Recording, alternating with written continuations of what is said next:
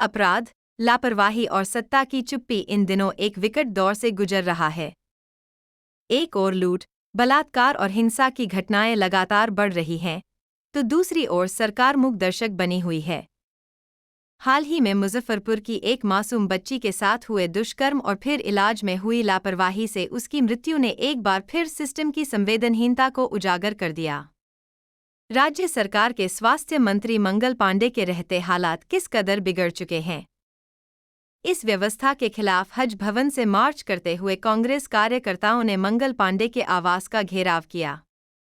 मौके पर पहुंची पुलिस ने गेट के बाहर ही प्रदर्शनकारियों को रोक दिया, लेकिन नारों और इस्तीफे की मांग ने जनाक्रोश को उजागर कर दिया।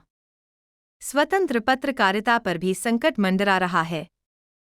पीएमसीएच अस्पताल में पत्रकार मनीष कश्यप के साथ अस्पताल कर्मियों द्वारा मारपीट और जान से मारने की कोशिश, सिर्फ इसलिए कि उन्होंने स्वास्थ्य व्यवस्था की खामियों को उजागर किया, बेहद चिंताजनक है। यही नहीं, समस्तीपुर सदर अस्पताल में भी पत्रकारों के साथ धक्का-मुक्की और मोबाइल छीनने की कोशिश की गई, जब वे इस बात पर सवाल उठा रहे थे कि इलाज डॉक्टर नहीं, बल्कि अप्रशिक्षित छात्र कर रहे थे। जब विपक्षी दल या पत्रकार इस पर आवाज उठाते हैं, तो शासन केवल आंखों में धूल झोंकने वाली कार्यवाही करता है। एक दो कर्मियों को निलंबित कर दिया जाता है और फिर शुरू होता है तथाकथित जांच का नाटक।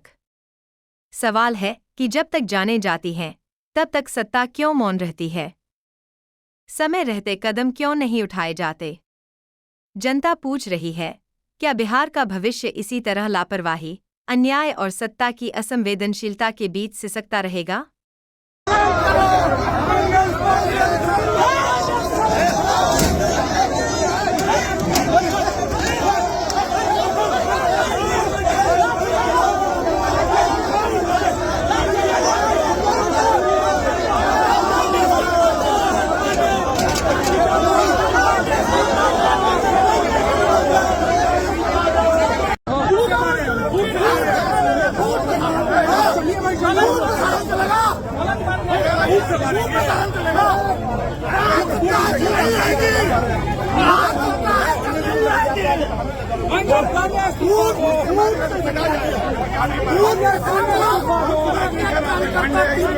मारेंगे, यही आपका माँ कसम खा के बोल रहे, भूख से मारे हैं, ऐसे मारे बैठे हुए थे।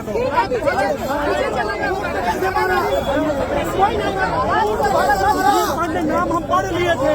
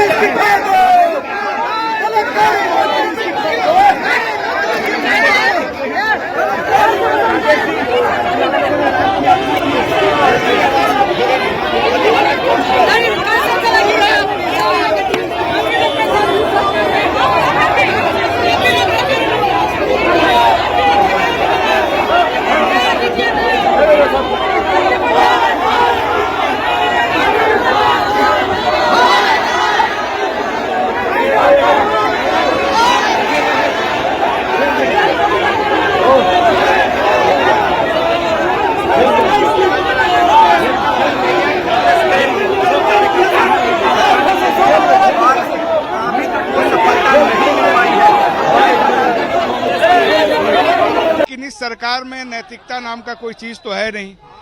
जिस तरीके से उन्होंने प्रतिक्रिया दी इस घटना को लेकर के, भाजपा के ही एक नेता ने इस्तीफा दिया ये बताते हुए कि जब वो नेताओं से बात करने गए तो वहाँ पे हंसी मजाक का माहौल था, लोग कोल्ड कॉफ़ी पी रहे थे।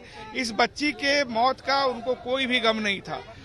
दूसरे, दलित समाज को लेकर के एनडीए गठबंधन को लगता है कि चिराग जी को आगे करके, मांझी जी को आगे करके दलितों के किसी भी जेन्युइन सवाल को हम दबा लेंगे, तो ऐसा नहीं होने जा रहा है। इस मुद्दे पे ही अगली सरकार जाने वाली है, इस बात को आप नोट कर लीजिए।